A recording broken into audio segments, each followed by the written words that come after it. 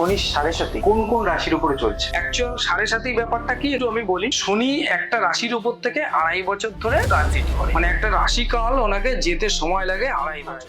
এর উপর অ্যাস্ট্রোলজি নাকি অ্যাস্ট্রোলজির উপর কম? দেখুন, অ্যাস্ট্রোলজি একটা বিচার মাধ্যম, ঠিক আছে? বিচার মাধ্যমের উপরে কর্ম, এটা বাজে কথা। মানুষ যেখানে অ্যাস্ট্রোলজি পৃথিবীর যে প্রান্তে মানছে না, তারা যে কর্ম করে না তা তো নয়। 12টা যে রাশি আছে, হ্যাঁ, সেই 12টা রাশি থেকে কি মানুষের স্বভাব কি বিচার করা যায়? অবশ্যই। রাশি হচ্ছে মানুষের মন। মিথুন রাশিতে আমরা কি দেখি? Dual sign. তার মানে সেইখানটায় কিন্তু স্বভাব মানসিকতা এটা দেখা যাবে। এই যে কালসর্প দোষ, এটা কি? কালসর্পটা কখন হয়? যখন দেখা যাচ্ছে যে রাশিচক্রে একদম রাহু থেকে গণনা করে কেতু পর্যন্ত শনি যখন দেয়, হ্যাঁ। যখন নেয় তখন একবারে পুরো নেয়, যখন দেয় নাকি ছাপ্পার ফারকে দেয়। একদম যেটা হয়, শনির 3টে গোল্ডেন টাইম চলে। নমস্কার বন্ধুরা, আমি সোমেন শাহ। আজকের এই পডকাস্টে তোমাদের সকলকে স্বাগত। আজকের পডকাস্টে আমরা আলোচনা করেছি অ্যাস্ট্রোলজি নিয়ে। অ্যাস্ট্রোলজির বিভিন্ন বিষয় নিয়ে আমরা ডেপথে গিয়ে আলোচনা করেছি। তো পডকাস্টটি শেষ পর্যন্ত দেখো, আর এরকম পডকাস্ট পেতে আমাদের এই চ্যানেলটিকে সাবস্ক্রাইব করো।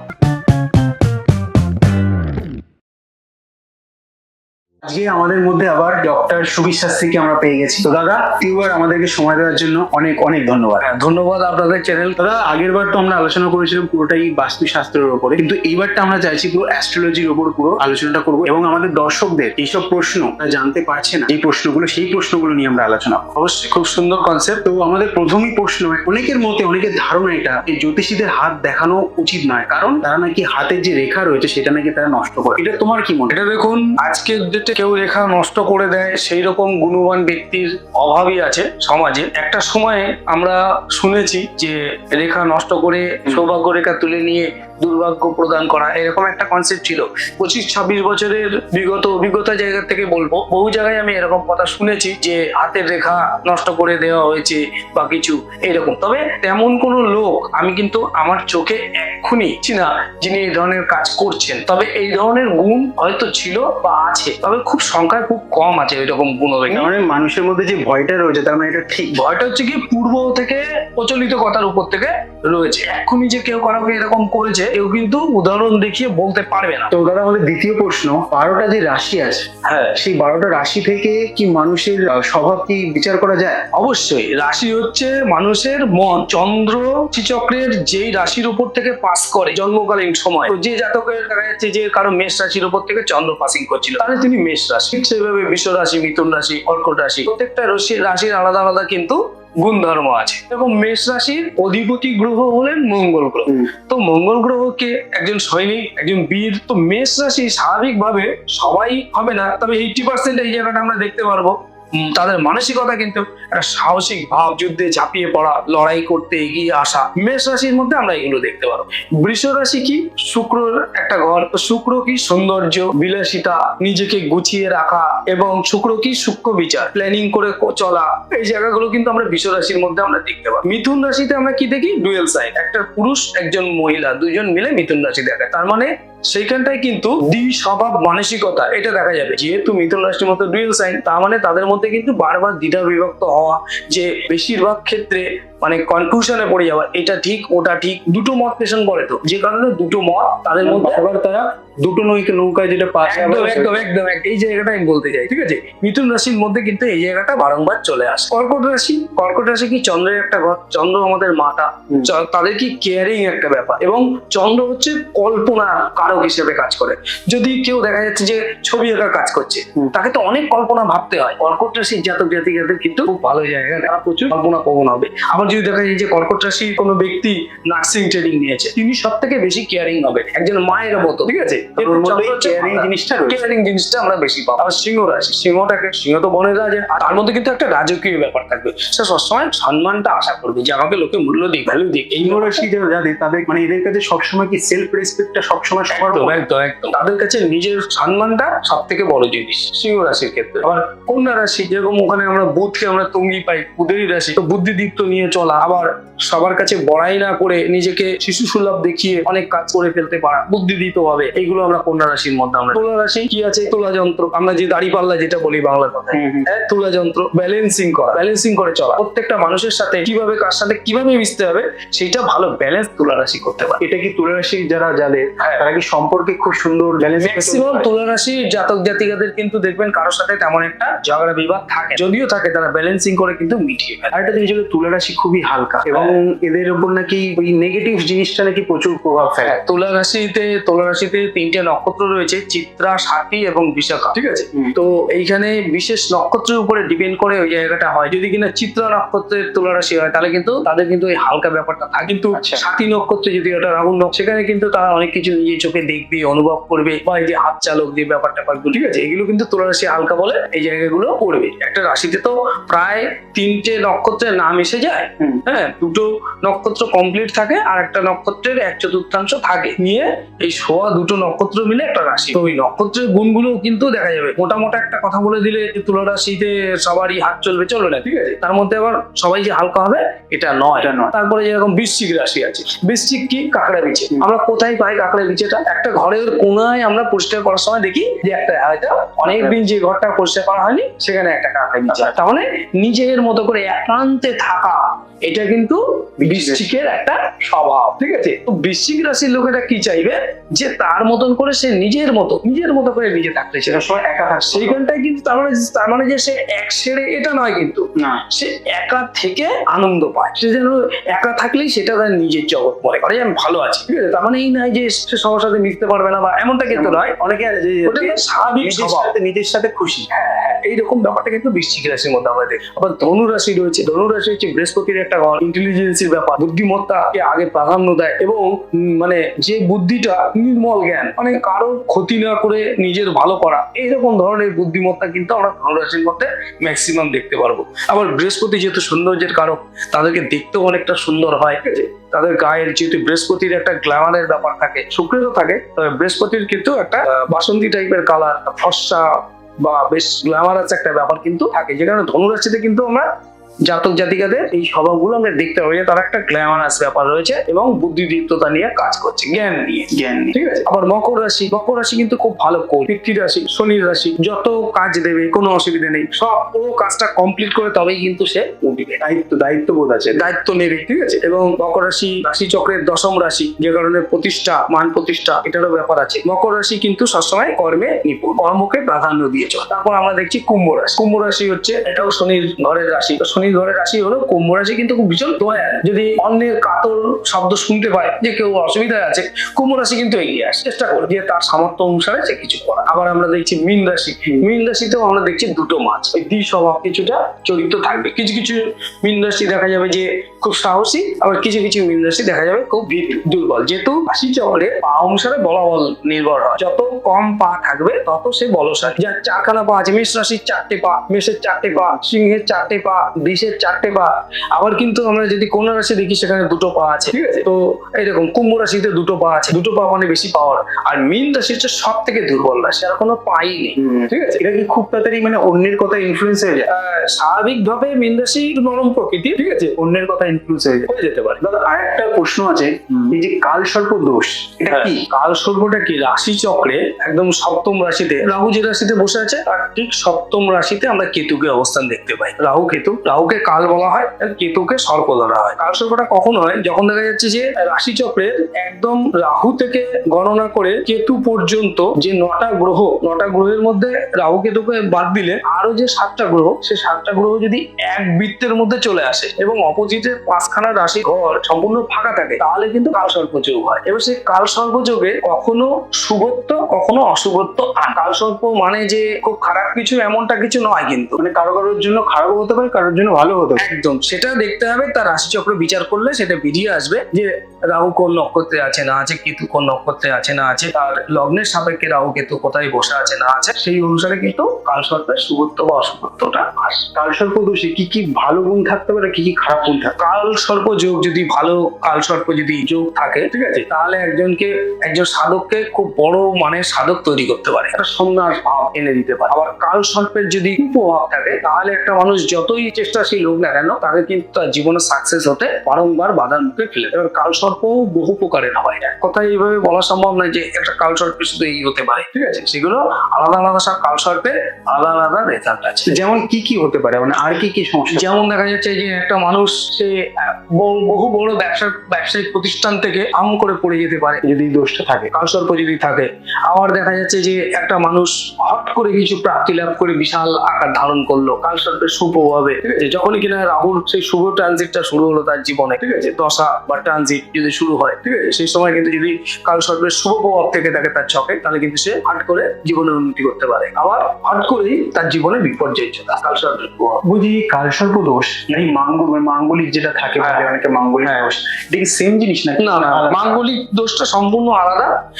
ওটা মঙ্গলের অবস্থান জনিত। এবার জন্ম ছকে 5 ধরনের মাঙ্গলিক জায়গা আসে। যেরকম জন্ম লগ্নেই যদি মঙ্গল বসে থাকে তাহলেও মাঙ্গলিক। যদি দেখা যায় 4th হাউসে মঙ্গল বসে থাকে লগ্নে তাহলে মাঙ্গলিক। সপ্তমে থাকলে মাঙ্গলিক, অষ্টমে থাকলে মাঙ্গলিক এবং দ্বাদশে থাকলে এবং সেই মাঙ্গলিকটা 3 দিক থেকে দেখা হয়। জন্ম লগ্ন থেকে দেখা হয়, চন্দ্র লগ্ন থেকে দেখা হয় এবং রবি লগ্ন থেকেও দেখা হয় যে মাঙ্গলিকটা হয়েছে কিনা আদৌ। যদি মাঙ্গলিক হয় তাহলে তারও কিন্তু শুভত্ব আছে, অশুভত্ব আছে। মঙ্গলই মঙ্গল, আবার মঙ্গলই অমঙ্গল। মঙ্গল যদি শুভ ভাবগত হয়ে মাঙ্গলিক হয়, ভৌমদোষ বা মাঙ্গলিক দোষ একই।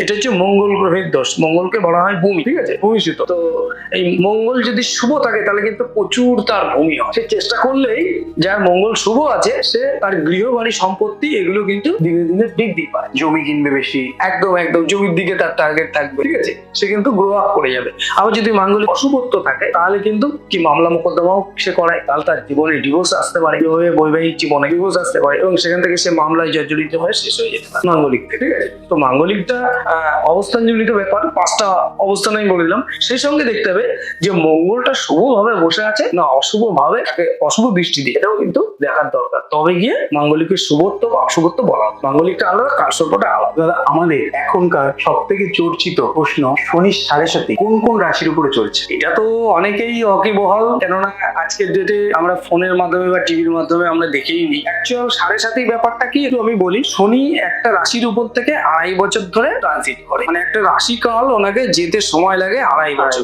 ঠিক আছে? তো 3টে রাশির উপর থেকে 2.5 করে 3 2.5 7.5 বছর উনি ট্রানজিট করে। মনে করে যে কারো মীন রাশি, আজকের ডেটে মীন রাশির উপরেই শনি রয়েছে। তো মীন রাশির ক্ষেত্রে মীন রাশির আগের রাশিটা সেটাতেও 2.5 বছর চলেছে, এখন মীন রাশির উপরেও 2.5 বছর চলবে এবং এরপরে মেষ রাশিতে আসবে, সেখানেও 2.5 বছর চলবে। যখন কুম্ভ রাশির উপর থেকে, মানে মীন রাশির আগের উপর থেকে যখন শনিটা ট্রানজিট হয়েছে, তখন তার শনির দ্বাদশ ভাবগত 7.5 দুষ্ফলটা ভোগ করতে হয়েছে মীন রাশি।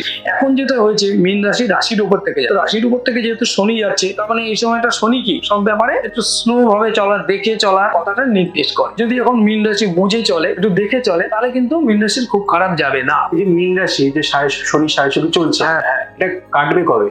এটা 2027-এ মীন রাশির 7.5টা শেষ হবে, ঠিক আছে, এবং 2027 থেকে আবার 2.5 বছর ধরে, মানে 2030 পর্যন্ত কিন্তু 7.5 থেকে যাবে। যেহেতু মেষ রাশিতে শনি আরো নিচস্থ হবে এবং সেটা রাশিগত দিক থেকে 2য় স্থানে বা ধনভাবে থাকে, সেই সময়টা কি হবে, কোনো বড় ইনভেস্টমেন্ট হয়ে যেতে পারে বা আর্থিক লসও হতে পারে। যদি কিনা তার জন্মকালীন শনি অশুভ ভাবে থেকে থাকে, অশুভ নক্ষত্রে থেকে থাকে জন্মকালীন জন্মচকে, সেই অনুসারে কিন্তু 7.5 ফল দেবে। 7.5 মানেই যে আমার খুব খারাপ এটাও না, বিচার্য বিষয়। এটা যেটাও শুনেছি যে উনি যখন দেয়, যখন নেয় তখন একবারে পুরো নেয়, যখন দেয় নাকি ছাপ্পার ফাটকে দেয়। একদম, যেটা হয় শনির 3টে গোল্ডেন টাইম চল, ঠিক আছে, যেটা হচ্ছে জন্ম রাশি থেকে 3য় রাশি। মনে করে যে আপনাকেই বলছি, আপনার মনে করুন মীন রাশি ধরে নিলাম, তাহলে মীন রাশির 2য় রাশি হচ্ছে মেষ, 3য় রাশি বৃষ রাশি। 3য় রাশিতে যখন শনি ট্রানজিট হবে, তাহলে আজ থেকে আনুমানিক 5 বছর পরে হবে, 5.5 বছর পরে হবে। তো যখন আপনার মীন রাশি বৃষ রাশির উপর থেকে শনি ট্রানজিট হবে, তখন কিন্তু আপনার কিছু অ্যাসেট লাভ। 3য় রাশি থেকে যেহেতু সম্পূর্ণ রাশির উপরে ভাগ্যের স্থানে শনির একটা দৃষ্টি চলবে, ঠিক আছে। আবার ঠিক যখন মীন রাশি থেকে তার 6ষ্ঠ রাশি সিংহ রাশির উপরে যখন দৃষ্টি প্রদান করবে, তখন একটা গোল্ডেন টাইম, ঠিক আছে। আবার যখন মীন রাশি থেকে একাদশ রাশি অর্থাৎ মকর রাশিতে যখন শনি ট্রানজিট করবে, তখনও কিন্তু তার গোল্ডেন টাইম চলবে। এই সময়তে কিন্তু প্রচুর সে লাভ করবে জীবনে, প্রচুর প্রচুর। শনি কিন্তু প্রচুর দেয়, এটা শুনেছি। ঠিক ট্রানজিটটা শুধু 7.5 ভয়টা না রেখে, শনি কিন্তু সাত্ত্বিক গ্রহ, ঠিক আছে। যদি আমি অন্যায় ভাবে না চলি, নিজের প্রতিও অন্যের প্রতিও অন্যায় ভাবে না চলি, শনি কিন্তু শুভ ফলদাতা হিসেবে কাজ। শনি কিন্তু নেগেটিভ সেক্ষেত্রে দেবে। যারা কিনা পাপ চিন্তা যুক্ত, তাদেরকেই বেশি দুর্ভোগ ভোগ করতে হয় 7.5 সাথে হবে। এরপরে কোন কোন রাশির উপর সরস্বতী পড়তে চলেছে এবং তারা যেহেতু 2027 শনির ট্রানজিট রয়েছে, 27 মেষ রাশিতে ঢুকবে, তখন কিন্তু মীন রাশিরও সাড়ে সাথে থাকবে এবং সেই সঙ্গে বৃষ রাশিরও সাড়ে সাথে প্রথম চরণ শুরু হয়ে যাবে। যেহেতু মেষ আর বৃষতে পড়তে পারে, তাই তো? এই দুটো রাশির মধ্যে কি কি মানে যারা আমাদের দর্শকরা রয়েছে তাদের কি কি ফলো করে চলা উচিত? দেখুন, মেষ রাশিতে শনি নিচস্থ হবে এবং সাড়ে সাথে চলবে। এখনো মেষ রাশির সাড়ে সাথে চলছে, প্রথম চরণ চলছে, ঠিক আছে। যেহেতু মীন রাশিতে রয়েছে তার মানে প্রথম চরণটা চলছে। তো মেষ রাশির যদি জাতকে দেখা যাচ্ছে শনি অশুভ থেকে থাকে, তাহলে কিন্তু প্রচন্ড আননেসেসারি খরচ হবে তার, ঠিক আছে। সে খরচের লাগাম ছাড়া খরচ, সে পেয়ে উঠবে খরচের সঙ্গে। এবং দেখা যাবে যে তার পায়ের পাতার অংশে আঘাত লাগছে, মোচড় লাগলো, ভেঙে গেল, এই জায়গাগুলো হবে। এবং দেখা যাবে যে সে যদি অশুভই থেকে থাকে, যদি শনি অশুভই থেকে থাকে, সে দূরে দূরে তাকে ঘুরতে হচ্ছে, যে কাজটা সহজে সামনের পথ থেকে মিটে যেত, দূরে ঘুরে ঘুরে ঘুরে ঘুরে হয়রান হতে হচ্ছে। আবার যদি শুভ থেকে থাকে, সে লাভের জন্য গিয়ে দূরে বেড়াতে গিয়ে সেখান থেকে বা কাজের সুদে দূরে গিয়ে সেখান থেকে বেশি লাভ নিয়ে চলে আসে, এরকম জায়গা দেখা, ঠিক আছে। তো মেষ রাশিটা বললাম। বৃষ রাশির তো এখনো লাগেনি, আগে ট্রানজিট হবে, ঠিক আছে। ট্রানজিট হলে তখন মেষ রাশিতে যেই প্রবেশ করবে বৃষ রাশির সাড়ে সাথে প্রথম চরণ শুরু হবে। আমরা বৃষ রাশিতে মানে কোন কোন জিনিসগুলো মানে যারা দর্শক রয়েছে কি কি মানে ফলো করতে হবে, মানে ধরো কিছু সাবধানে চলতে হবে? বৃষ রাশির অ্যাকচুয়াল শনি হচ্ছেন ভাগ্যপতি, কেন বৃষ রাশি থেকে নবম ভাব সেটা হচ্ছে মকর, ঠিক আছে। মকরের অধিপতি শনি, তো ভাগ্যপতি স্বাভাবিক বৃষ রাশিতে রাশিকে অতটা কষ্টকর জীবন দেওয়ার কথা না, যদি কিনা তার জন্মকালীন জন্মছকে শনি অশুভ নক্ষত্রে না থেকে থাকে বা অশুভ ভাবে না থেকে থাকে, তাহলে কিন্তু তাকে, বা যদি তার শনির দশা চলে, ওই কিন্তু তাকে শনির দশা অশুভ নক্ষত্রে বা অশুভ অবস্থানগত ছিল, তাহলেই তাকে বেশি দুর্ভোগ ভোগ করে। দেখা যাচ্ছে সেই জায়গাটা নেই, শনির অবস্থান ভালো ছিল, তাদের কিন্তু ভয় পাওয়ার কোনো দরকার নেই। তো আমার দাদা পরের প্রশ্ন, কর্মের উপর অ্যাস্ট্রোলজি নাকি অ্যাস্ট্রোলজির উপর কর্ম? দেখুন, অ্যাস্ট্রোলজি একটা বিচার মাধ্যম, ঠিক আছে। বিচার মাধ্যমের উপরে কর্ম, এটা বাজে কথা। মানুষ যেখানে অ্যাস্ট্রোলজি পৃথিবীর যে প্রান্তে মানছে না, তারা যে কর্ম করে না তা তো নয়, তেমনটা করে। তার মানে অ্যাস্ট্রোলজি একেবারে ম্যান্ডেটরি বিষয় এটা নয়। অ্যাস্ট্রোলজি একটা গণনা মাধ্যম, অ্যাস্ট্রোলজিক্যাল মাধ্যমে গণনা করে বলা যেতে পারে যে আপনার জন্য এই কর্মে, যে কর্মে আপনি রয়েছেন সেই কর্মে আপনার গ্রোথ হবে কি অন্য কোনো কর্মের গ্রোথ হবে, সেটা গণনা করে বলা যেতে পারে। বা অ্যাস্ট্রোলজিক্যাল দিক থেকে এটা জানা যেতে পারে যে আপনার যে দশাকাল চলছে, সেই দশাকালটা আপনার জন্য শুভ না অশুভ, সেইটার অনুপাতে আপনি আপনার জীবনের একটা পাঠ করে নিতে পারেন যে আমি এইভাবে একটা গাইডলাইন, একটা গাইডলাইন, ও আমার জীবনে এই ঘটনাগুলো ঘটতে চলেছে, তাহলে আমি এইভাবে যদি গাইড করে চলি, তাহলে আমি একটা সঠিক লক্ষ্যে পৌঁছতে পারবো। এই গণনার মাধ্যমটা হচ্ছে কি অ্যাস্ট্রোলজি, ঠিক আছে। তা কর্ম, সে যে কর্মই করুক না কেন, সেখান থেকে সে গাইড নিতে চাইলে নিতে পারে অ্যাস্ট্রোলজিক্যাল দিক থেকে। এটা একটা গণনার মাধ্যম। কর্মের ফল তো সে খারাপ হোক, খারাপ একদম ভালো করে তাহলে একদম। আমি আপনাকে একটা হিরে পরিয়ে দিলাম, ঠিক আছে, আপনার খুব ভালো হবে, হয়তো গণনা করে বেরিয়েছে, দিলাম কি হবে, আর্থিক শিবির দিয়ে এগুলো হবে বললাম, আপনি কি করলেন, এলাকার সব থেকে যে বড় মস্তান তাকে একটা ইট মেরে দিলেন, তাহলে কি আপনার সেই ভালো পর্যন্ত আপনি পৌঁছতে পারবেন? অন্য জায়গায় পৌঁছে দেবেন, তাই না? তো ব্যাপারটা এইরকম, কর্মের ফলটা কিন্তু মানুষকে ভোগ করতে হবে। যে ভালো কর্ম করবে সে ভালো ফলটা ভোগ করবে। কর্ম ব্যাপারটা আলাদা, অ্যাস্ট্রোলজি ব্যাপারটা আলাদা। তুমি স্টোন নিয়ে তুললে তো অনেকে জানে না, অনেকে এটা ভাবে যে স্টোন আমি পড়লাম ব্যাস কাজ শুরু, আজকে দিয়ে তাহলে কাজ শুরু হয়ে গেছে, মানে যেই জন্য সে পড়েছে স্টোনটা নিয়েছে আজকে থেকেই কাজ শুরু হয়ে গেছে। স্টোনের মানে কবে থেকে সেই কাজ চালু হয়? একটা জেমস্টোনের একটা সময়সীমা আছে, ঠিক আছে। এবার কোনো জেমস্টোন খুব কুইক রেজাল্ট দিয়ে দেয়, কোনো জেমস্টোন একটু ডিলে করে। যেরকম স্বাভাবিক আমরা যদি দেখি যে ভালো মানের পলা, আমরা কিন্তু 45 দিন 21 থেকে 45 দিন আমরা বলে দিই, আপনি এই সময়ের মধ্যে একটা পরিবর্তন অবশ্যই আপনি চেঞ্জেস দেখতে পান, ঠিক আছে। বা অন্যান্য কিছু জেমস্টোন আমরা 3 মাসের কথা বলি, 90 দিন, যে আপনার 3 মাসের মধ্যে একটা কিন্তু রেজাল্ট দেখতে পারবেন। আবার কিছু নিম্ন মানের পাথর আছে যেগুলো খুব স্লোলি কাজ করে, কিন্তু হয়তো অনেক দীর্ঘ সময়ও নিতে পারে। আবার কিছু পাথরকে কুইক কাজ করে দেয়, কারণ সূর্যের যে 7টা রং, সেই 7টা রংকে নির্দিষ্ট একটা রংকে আলাদাভাবে নিতে গেলে জেমস্টোন ব্যবহার করা হয়, ঠিক আছে। দেখা যাচ্ছে তার সঙ্গে সঙ্গে কাজ হতে পারে, এক সপ্তাহের মধ্যেও কাজ পেতে পারে, মানে সঙ্গে সঙ্গে কাজ হয়। হ্যাঁ, তাড়াতাড়িও কাজ হয়, আবার দিলেও করে, ঠিক আছে। তো মানুষকে ধৈর্য ধরে রাখতে হবে যে না, আমি এটা দেখি মোটামুটি একটা 3 মাস মতো, 3 মাস মতো একটা সময় ধরলে সে অনুভব করতে পারে যে হ্যাঁ, আপনি এই সমস্যাগুলো চলছিল, সেখান থেকে মনে হয় রিলিজ হচ্ছে এই জায়গাটা। তো আমাদের পরের প্রশ্ন, রবি, চন্দ্র, বৃহস্পতি, শুক্র, শনি, এই গ্রহগুলো যদি কারোর খারাপ থাকে থাকে হ্যাঁ, তাহলে এগুলো কি কি করণীয়? যদি খারাপ থাকে, যদি খারাপ থাকে তাহলে এটা হবে যে এই যে গ্রহগুলো তাদের কোনো দশা, অন্তর্দশা, প্রত্যন্তর্দশা, সূক্ষ্ম দশা কিছু চলছে কিনা। কেননা যেটা দশা চলে সেই গ্রহের প্রভাবটা বেশি আমাদের জীবনে পড়ে। ঠিক আছে, 9টা গ্রহই কিন্তু জন্মছকে রয়েছে। পুষ্টিতে আমরা 9টা গ্রহেরই অবস্থান দেখতে পাচ্ছি, কেউ শুভ বা অশুভ ভাবে রয়েছে। কিন্তু যার দশা চলে বা অন্তর্দশা চলছে বা প্রত্যন্তর দশা চলছে, আমরা কিন্তু তার প্রভাবটাই পাবো। এবার কথা হলো গিয়ে যদি অশুভ থাকে, মনে করা হচ্ছে প্রত্যন্তর দশা চলছে, সেই গ্রহটা অশুভ।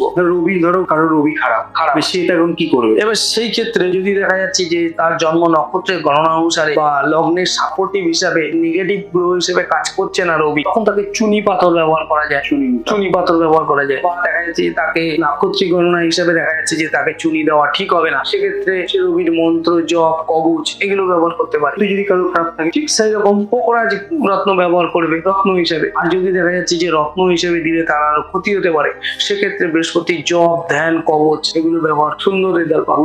যদি কারো বুধের ক্ষেত্রে যদি হয় তাহলে সবুজ পান্না ব্যবহার করে, পান্না রত্ন ব্যবহার করবে এবং পান্নার উপরত্ন ব্যবহার করতে পারে। ঠিক আছে, আর যদি দেখা যাচ্ছে যে না রত্ন দিলে তাকে অসুবিধা হবে, সেক্ষেত্রে কিন্তু তার জপ, ধ্যান, কবচ এগুলোই ব্যবহার করার আমরা নির্দেশিকা দিই। তো দাদা, আমাদের পরের প্রশ্ন, কি করলে মানুষের তার ফাইন্যান্সিয়াল জায়গাটাকে স্ট্রং করতে পারে?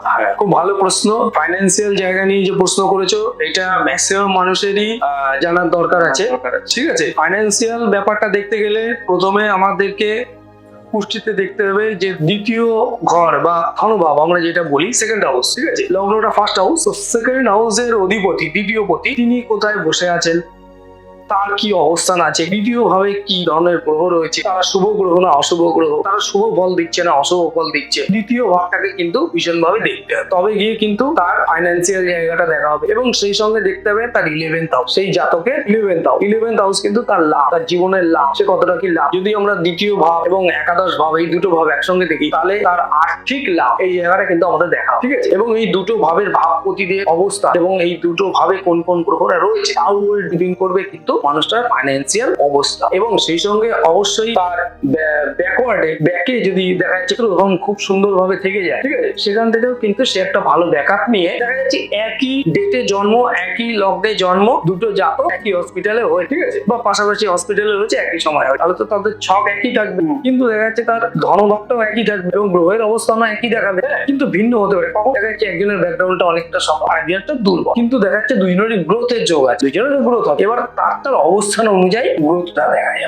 মানে কি কি কিছু টোটকা, মানে কি কি করলে ধনপতি যেই ঘরে যে গ্রহটা হচ্ছে, যে দ্বিতীয় ভাবের কারক যে গ্রহটা হচ্ছে, তারই রত্ন ধারণ করতে পারে, ঠিক আছে, বা তাকেই যত্ন করতে পারে। ঠিক আছে, যত্ন বলতে যে ক্ষেত্রে বললাম যে রত্ন ব্যবহার করা যাচ্ছে না, কবচ ধারণ করলো, ঠিক আছে, বা বাড়ির মধ্যেও কিন্তু বাস্তুর মধ্যেও কিন্তু গ্রহের অবস্থান থাকে। ঠিক আছে, যেটা অ্যাডভান্স বাস্তুতে আমরা জানি যে সেই অঞ্চলটা, তার দ্বিতীয় ভাবের যে অঞ্চলটা বাড়ির মধ্যে পড়ছে, সেই জায়গাটাকে গুছিয়ে চলা, ঠিক আছে, সেখান থেকে কিন্তু ফাইন্যান্সিয়াল গ্রোথ আসবে। যদি আমরা বাস্তুর মধ্যে এখন যাবো না, আমরা রাশি চক্রের মধ্যেই থাকবো। তো রাশি চক্রটা কিন্তু বাড়ির মধ্যেও রয়েছে, ঠিক আছে, তো সেই ব্যক্তির নির্দিষ্ট ফাইন্যান্সিয়াল দিক যদি দেখি আমরা, দ্বিতীয় ভাবটা কোন এরিয়ার মধ্যে পড়ছে, সেই জায়গা যদি নেগেটিভ কিছু থেকে থাকে, ওই এরিয়ার নেগেটিভ, তাহলে কিন্তু সে ফাইন্যান্সিয়ালি ভুগবে। ঠিক আছে, এবং সেই ধনপতি গ্রহটা যদি সে রত্ন ধারণ করে, তাহলে কিন্তু ধনস্থানটা, এটাই বলা যায়। তো আমাদের আরো একটা প্রশ্ন, এখনকার ছেলেমেয়েরা যারা আছে খুব তাড়াতাড়ি না ডিস্ট্র্যাক্ট হয়ে যায় পড়াশোনা, তো এমন কি করলে যারা পড়াশোনায় মন বসাতে পারে? আচ্ছা, ধৈর্যের যে কারক গ্রহ,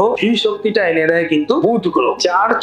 যার জন্ম ছকে বুধের অবস্থান খুব শুভ, আর কিন্তু আমরা দেখবো ম্যাথের সাইডটা খুব ভালো এবং তার ধৈর্যও খুব ভালো। সে প্রত্যেকটা বিষয়কে ধরে বোঝার চেষ্টা করে এবং বুধের স্বভাব হচ্ছে শিশু সুলভ মন। ঠিক আছে, বেশ বড়দের মতো পাকামো করে না, তারা কিন্তু বোঝার চেষ্টা করে, ধরার চেষ্টা করে, শিশু ভাব নিয়ে নেওয়ার চেষ্টা করে। এই নেওয়ার যাদের চেষ্টা এসে যায়, তারা কিন্তু পড়াশোনায় ভালো রেজাল্ট করে গেছে, যেহেতু তারা নিতে পারে। এই ধৈর্যটা কিন্তু বুধ গ্রহ দেয়। তাই আগে দেখতে হবে যে তার জন্মছকে বুধ কোথায় অবস্থান করছে এবং সেই সঙ্গে তার চতুর্থ ভাব, বিদ্যা শিক্ষার যে জায়গা, চতুর্থ ভাব এবং ভাবপতিকেও দেখে নিতে হবে, তবে কিন্তু তারা পড়াশোনার জায়গা থেকে ডেভেলপমেন্ট করতে পারে। আমাদের পরের প্রশ্ন, কোন রাশির বেশিরভাগ ব্যবসায় উন্নতি করতে পারে? কোন রাশি বেশিরভাগ ব্যবসায় উন্নতি করতে পারে? ভালো প্রশ্ন। রাশি অনুসারে বুধের রাশিগুলো, যেরকম মিথুন রাশি এবং কন্যা রাশি, এই দুটো রাশি কিন্তু বুধের রাশি। ভীষণ ধৈর্য ধরে চলা, বুঝে চলার একটা মানসিক মানসিকতা এনাদের থাকে, ঠিক আছে।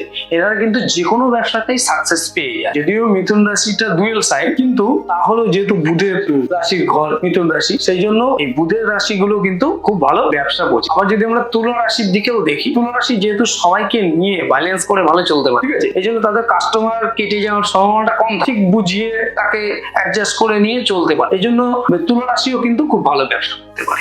তুলা রাশি আর যে 12টা রাশি আছে তার মধ্যে সব থেকে মানে ভালো মোটামুটি মানে কোন কোন রাশির ব্যবসা মানে ভালো হয়? ব্যবসা তো অ্যাকচুয়াল জন্ম ছক অনুসারে যদি তার সপ্তম ভাব এবং সপ্তম ভাব প্রতি শুভ অবস্থান থাকে তবেই তার ব্যবসা ভালো হয়। এমন নয় যে সে একটা ভালো রাশি নিয়ে বসে আছে ব্যবসা তার শুধু ব্যবসা হবে, এমনটা নয়, ঠিক আছে। যে এই পৃথিবীতে যত মানুষ আছে তাদেরকে যদি আমরা ভালো ভাগ করে ফেলি, ঠিক আছে, আজকের ডেটে ধরে নিলাম 600 কোটি, তো 600 কোটি যদি লোক হয় তাহলে 50 কোটি লোক একটা রাশি আছে ধরে নিল, 50 কোটি লোকের ব্যবসা হুড়মুড়িয়ে যাবে, এর কোনো মানে নেই, ঠিক আছে। কি মানে আছে? নির্দিষ্ট ব্যক্তির একটা ছক আমরা যখন দেখবো তখন তার ব্যবসা কারক গ্রহ, যে গ্রহ সপ্তম ব্যবসা কারক গ্রহ এবং শুক্র, এই দুটো গ্রহকে আমরা দেখি যে ব্যক্তিটার সপ্তমপতি গ্রহটা কোথায় বসে আছে, সে শুভভাবে আছে না অশুভভাবে আছে, ঠিক আছে, এবং তার শুক্র কোথায়। শুক্র যদি ভালো থাকে তাহলে তার ব্যবসা ভালো হয়। শুক্র যদি ভালো থাকে তার জীবনে সে যে ব্যবসায় করুক তার ব্যবসা ভালো হয়, কেননা শুক্র হচ্ছে ব্যবসার কারক গ্রহ। তো আরো একটা ইন্টারেস্টিং একটা প্রশ্ন আছে, বিয়ের আগে এই কুণ্ডলী বিচার করাটা কি কতটা গুরুত্বপূর্ণ? হ্যাঁ, গুরুত্বপূর্ণ। কেন? এইখানটায় আমি একটা কথা বলবো, আমরা সবাই জানি, যদি তবুও একটা কথাটা একবার মনে করিয়ে দিয়ে বলবো, আমরা বিশ্বের বিখ্যাত দার্শনিক শেক্সপিয়ারের একটা লাইন আমরা জানি। আমাদের পরের প্রশ্ন, পুনর্জন্ম নিয়ে বিজ্ঞান একটা কথা বলে, যারা আধ্যাত্মিক তারা একটা কথা, কিন্তু জ্যোতিষশাস্ত্র পুনর্জন্ম নিয়ে কি বলে? এটা একটা খুব ইন্টারেস্টিং প্রশ্ন, ঠিক আছে। ভগবান শ্রীকৃষ্ণ গীতাতে 4th অধ্যায় জ্ঞান যুগে উনি বলছেন, আমি 9টি গ্রহ 12 রাশির মাধ্যমে ত্রিজগৎ পরিচালনা করি। অর্থাৎ সেই ত্রিজগতের মধ্যে এই আমাদের মানব লোকও আসে, গন্ধর্ব লোকও আসে, দেব লোকও আসে, দেবতাদেরকেও, দেবতা রাক্ষস গন্ধর্ব যারা আছে তাদের সকলকে তিনি 9টি গ্রহ 12 রাশির মাধ্যমে পরিচালনা করে থাকেন, এ কথা তিনি বলছেন, ঠিক আছে। এবার যে এই যে পুনর্জন্মের ব্যাপারটা, একটা শরীরের মধ্যে আত্মাকে প্রবেশ করিয়ে তার কর্মজীবন ঠিক করে দিয়ে গ্রহের মাধ্যমে, গ্রহের অবস্থানের মাধ্যমে যে এনার এতটা আয়ুষ্কাল আসবে, এত এই জীবনে তার ঘটবে, হ্যাঁ, এবং এই কর্মটুকু এই পর্যন্ত হয়ে যাওয়ার পরে আবার পরের জন্মে উনি এই কর্মটা করবেন। সে কথা তো শ্রীকৃষ্ণ নিজেই গীতায় বলছেন যে আমি 9টি গ্রহ 12 রাশির মাধ্যমে জগৎ পরিচালনা করে থাকি। সেখানে দেখা যাচ্ছে যে কর্মের ফলে, দুষ্কর্মের ফলে বা সুকর্মের ফলে যে কর্ম ফলটা হবে সেটাও কিন্তু পূর্ব নির্ধারিত, ভগবানই ঠিক করে রেখে যে এর এই জীবনে এই কর্ম করবে, তাই না। গ্রহের অবস্থান অনুযায়ী আমরা সেটা জ্যোতিষীরা বলে দিতে পারি যে এর জীবনে এই ঘটনা ঘটবে, তাই তো। সেটা তো আগে থেকে ঠিক হয়ে আছে, সে পূর্ব জন্ম থেকে নিয়ে এসেছে এই বিষয়টা। একটা শিশু আমরা দেখছি আইসিইউতে বসে আছে, আটকানো আছে, সে কি কর্ম করেছে? তো করে এসেছে কর্ম, সে পূর্ব জন্মের কর্মের ফল ভোগ করছে, আমরাও করছি, ঠিক না। তাহলে আমরা যদি পূর্ব জন্মের কর্মের ফল ভোগ করে থাকি তাহলে ইহ জন্মের একটা কর্ম আসবে। মনে করি পড়াশোনা, আমি গত বছর ক্লাস 8-এ ছিলাম, আমি যেমন পড়াশুনো করেছি সেই অনুসারে আমার রোল নাম্বারটা হয়েছে, তার মানে পূর্ব জন্মে আমি যেমন কর্ম করেছি সেই অনুসারে আমার এই জন্মটা লাভ হয়েছে। আর এই জন্মে আমি যে কর্মটা করব সেই অনুসারে আমার আগামী জন্ম হবে, ঠিক আছে। তো রাশি চক্রের হিসাবে বা অ্যাস্ট্রোলজিক্যাল হিসাবে বিচার করলেও কিন্তু ওই একই কথা আসে, যেটা বিজ্ঞানীরা বলেছেন, যেটা দার্শনিকরা বলেছে, সেই জায়গাটাই আসে। পুনঃ কিন্তু মানুষের জন্ম হয়, হয়তো বিভিন্ন জনিতে হতে পারে। সুকর্ম করলো দেখা যাচ্ছে তাকে মহারাজ একটা গন্ধর্ব বা ঋষি কুলে তাকে জন্ম দিতে পারে, দুষ্কর্ম করলো তাকে চন্ডাল কুলে বা রাক্ষস কুলে জন্ম দিল, এমনটা হয়। আগুরি প্রশ্ন উত্তর পেয়েছে, দারুণ ভাবে এই ডিসকাস করলে। আমাদের পরের প্রশ্ন, নতুন প্রজন্ম কি জ্যোতিষশাস্ত্র বা অ্যাস্ট্রোলজিতে আগ্রহী? ভীষণ। কেননা এইরকম ম্যাথমেটিক্যাল সাবজেক্ট এইটারই সবাই আশা করেছি। আজকে কিন্তু যুক্তিভিত্তিক যুগ, আজকে বুঝিয়ে দিলাম তোমার এই হবে ধরে নাও, এসব কিন্তু যুগ না, ম্যাথমেটিক্যাল যুগ। আজকে মানুষ যাচাই করে দেখে। আজকের জেনারেশন কিন্তু বোকা, যে একটা ধরে বেঁধে একটা লাল নীল পাথর পরিয়ে দিল করবে না। ওরা কিন্তু ভীষণ এখন আগ্রহী পড়ো, যেহেতু এখানটা ম্যাথ আছে, প্রচুর ক্যালকুলেশন আছে, ঠিক আছে। ক্যালকুলেশন অনেকে অনেক ভালো বোঝেও, হয়তো তারা জ্যোতিষী নয়, তারা ক্যালকুলেশন করে ফেলে, করে তারপরে চেম্বারে আসতে দেখতে চায়, তারপর দেখতে চাই যে তার বিচারটা কি ঠিক গেল কিনা, তারপরে গিয়ে একটা সাজেশন নেয়, যে হয়তো একটা রত্ন নিতে গেলে ভাবতে হয়, ঠিক আছে, যে এটা নেবো না ওইটা নেবো সেইটা নেবো, সেইটা সাজেশন নেওয়ার জন্য কিন্তু তারা কিন্তু অনেক বিচার চায়। আমরা দেখি, আমাদের ভালো লাগে যে মানুষ এতটা আগ্রহী হয়ে আমাদের দেশীয় সাবজেক্টটাকে এতটা এগিয়ে নিয়ে যায়, খুব ভালো লাগে। তো দাদা আমাদের পরের প্রশ্ন, জন্মছক দেখে কারোর মৃত্যুর সময় জানা যায়? হ্যাঁ, অবশ্যই জানা যায়। জন্ম, মৃত্যু, বিয়ে এগুলো তো বিধাতা পুরুষের দেওয়া, তবে ভালো গণক সূক্ষ্ম বিচার করে জন্মের অ্যাকচুয়াল সময় পর্যন্ত বলে দিতে পারে যে কোন সময় ব্যক্তিটা জন্ম লাভ করতে পারে বা মৃত্যু হতে পারে, এই জায়গাটা কিন্তু বলে দিতে পারে। আমরা যেগুলো করে থাকি, যে আমরা বিয়ের তারিখ আমরা বলে দিই ও মাসের এত তারিখের মধ্যে আপনার একটা বিয়ের যোগ দেখাচ্ছে এবং এই সময় ম্যাক্সিমাম ক্ষেত্রে সেইটাই হয়, ঠিক আছে? তো এগুলো অবশ্যই বলে। তো আমাদের পরের প্রশ্ন, তুমি কি কখনো এমন কোনো ভবিষ্যৎবাণী করেছো যেটা 100% সত্যি?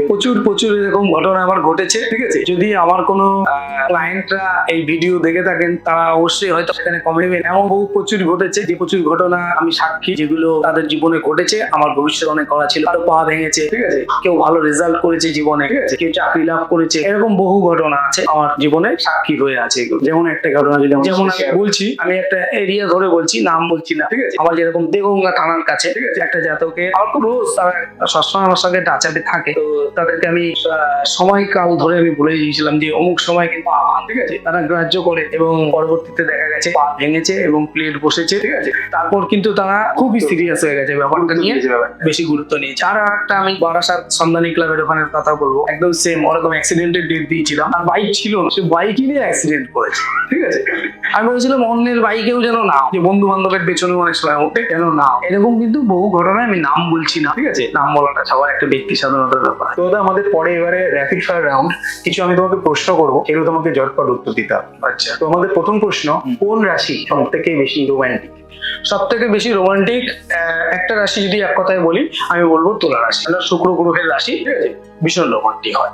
কোন রাশি সব থেকে বেশি আবেগপ্রবণ? সব থেকে বেশি আবেগপ্রবণ হচ্ছে কর্কট রাশি, মানে মাতৃস্নেহে সে পড়ে থাকে। সবচেয়ে পরিশ্রমী রাশি কোনটা? মকর রাশি। শনি এটা শনির একটা রাশি, কিন্তু মঙ্গল এখানে তুঙ্গি হয়। ভীষণ উদ্যমী, পরিশ্রমী, যে কোনো কাজ নিয়ে সম্পূর্ণ প্রতিপালন করে মকর রাশি। আর সব থেকে ভাগ্যবান রাশি কোন রাশি? ভাগ্যবান রাশি হচ্ছে ধনু রাশি, কেননা রাশিচক্রের ভাগ্যস্থান নবম ভাবই ধনু রাশির ঘর। সব থেকে বেশি ভাগ্যবান ধনু রাশিরাই হয়, যেখান থেকে মারবে কিছু না কিছু পাবে। একদম ভাগ্যবান রাশি। কোন রাশির সব থেকে বেশি লিডারশিপ কোয়ালিটি থাকে কোন রাশির মধ্যে? লিডারশিপ কিন্তু দেখা যায় সব থেকে বেশি সেটা হচ্ছে গিয়ে ধনুরাশির মধ্যে প্রধান। যদি আমরা আগ্রাসী ভাবের কথা বলি, সেক্ষেত্রে মেষ রাশি। মেষ রাশি হচ্ছে একটা যোদ্ধা ভাব থাকে, কিন্তু ধনুরাশি কিন্তু নেতৃত্ব দিয়ে চলা, এই জায়গাটা কিন্তু থাকে। আবার যদি আমরা সিংহ রাশির দিকে তাকাই, সিংহ রাশি কিন্তু প্রভুত্ব আশা করে, শুধুমাত্র লিডারশিপ দেওয়ার ক্ষেত্রে যে সব ক্ষেত্রে সাকসেস তা নয়, কিন্তু ধনুরাশি কিন্তু লিডারশিপ জায়গাটা খুব ভালো। কোন গ্রহকে তুমি সব থেকে বেশি প্রধান মনে করো বা মেইন ইম্পর্টেন্ট মনে করো, গুরুত্বপূর্ণ, এই রাশিটা গুরুত্বপূর্ণ? মানে রাশি না গ্রহ? রাশি বা গ্রহ। রাশি বা গ্রহ বলতে দেখো, প্রত্যেকটা গ্রহের প্রায় দুটো করে রাশির ঘর আছে, ঠিক আছে? মঙ্গলের যেরকম মেষ এবং বৃশ্চিক, ঠিক আছে? তো সেইভাবে আমি গ্রহ দিয়েই বলি, ঠিক আছে? আমি প্রাধান্য দিই মঙ্গলকে। যার মনে জোর আছে সে সবকিছু করতে পারে, যার মনোবল নেই সে কিছুই করতে পারে। আমি মঙ্গল গ্রহকেই সব থেকে বেশি প্রাধান্য দিই। প্রেমে সব থেকে বিশ্বস্ত রাশি কোনটা? প্রেমের ক্ষেত্রে বিশ্বস্ত রাশি আমি তো বলবো কর্কট। কেন বলবো কর্কট রাশিটা? কেন বলবো কর্কট ভীষণ কেয়ারিং। যার জীবনে কর্কট রাশির কোনো জাতক জাতিকা আসবে, সে কিন্তু কেয়ারিংটা পেয়ে যাবে। তো আরো একটা প্রশ্ন, একটা জ্যোতিষীয় পরামর্শ যা সকল সাধারণ মানুষকে জানাও। যেটা জ্যোতিষীয় পরামর্শ, যেটা সকলের অবশ্যই জানা উচিত, সেটা হলো গিয়ে জ্যোতিষ একটা বিজ্ঞান ভিত্তিক শাস্ত্র, ঠিক আছে?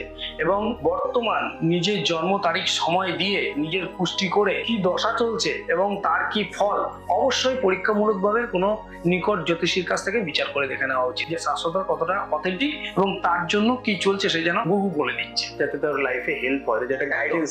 একদম। আর আমাদের র্যাপিড ফায়ারের শেষ প্রশ্ন, দর্শকদের তোমার একটা শেষ বার্তা। দর্শকদেরকে আমি শেষ বার্তা, শেষ বলে কিছু হয় না, তবুও আমি বলবো যে আপনারা ভীষণ ভাবে জ্যোতিষ শাস্ত্রকে জানার চেষ্টা করুন এবং জেনে এই বিষয়ের ভিত্তিতে আপনারা নিজেদেরকে গাইড করে নিজেদেরকে সাফল্যমণ্ডিত করুন এবং এই সৌমেনের চ্যানেলকে আপনারা সাবস্ক্রাইব করুন এবং এদেরকেও আশীর্বাদ করুন। বন্ধুরা, আজকের পডকাস্টটি এই পর্যন্ত। তোমাদের এই পডকাস্টটি কেমন লাগলো নিচে কমেন্ট করে অবশ্যই জানাও। আর নেক্সট তোমরা কোন বিষয়ের উপর পডকাস্ট চাও নিচে কমেন্ট করে অবশ্যই জানিও। তো দেখা হচ্ছে নেক্সট পডকাস্ট।